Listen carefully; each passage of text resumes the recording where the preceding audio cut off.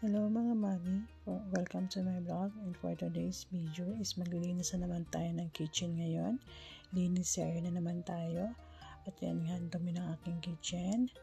At ito na pagkatapos nyan kasi meron akong bagong gamit na nabili ko.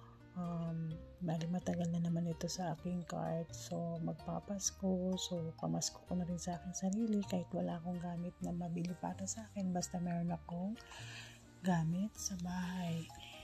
So hindi na yung bagong cellphone, bagong gamit, bagong bag ang nagpapakilig sa akin, yan ang gamit na sa kitchen. At sobrang busy ko sa aking pag-YouTube, kaya yan, sa gabi na lang din ako nakakalinis. At siyempre lagi nga rin walang tubig sa amin dito sa Cavite, kaya yan, ang hinapan yan, what time na, siguro mga 10 o'clock na yan, naglilinis pa ko, pero ang hina ng tubig. Ang tagal ko naglinis kasi isa rin yan kasi wala nga tubig. So ang laki rin ng tulong nitong aking nabiling scrub na galing siya sa Kirumi. Nabili ko yan siya. So yan, hindi na ako every time magsasabon ng basahan. Ano ko na lang, babrushan ko na lang siya. So inassemble ka rin yan, ako na lang nag-assemble siya. Siyempre ang Mami Jenyo talaga naman, ang weakness niya is talaga naman na mag-assemble, pero nagawa ko na parang unti-unti nasasanay din ako na mag-assemble.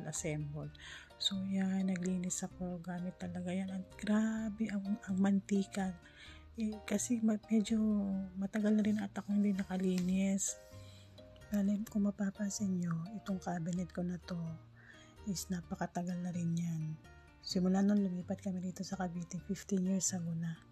So itong cabinet namin ito is siguro nasa 10 to 12 years na yan siya.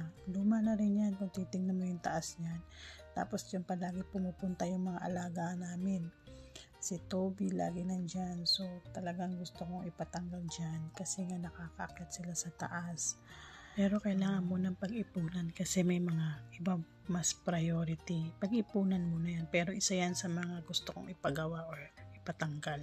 At dahil din sa kita ko sa YouTube, kaya ako nakakabili ng mga gamit. So yan na nga, after ng siguro isang oras ako naglinis, after na matanggal ko yung mga sibo-sibo, pati sa mga takip, pati sa mga bote.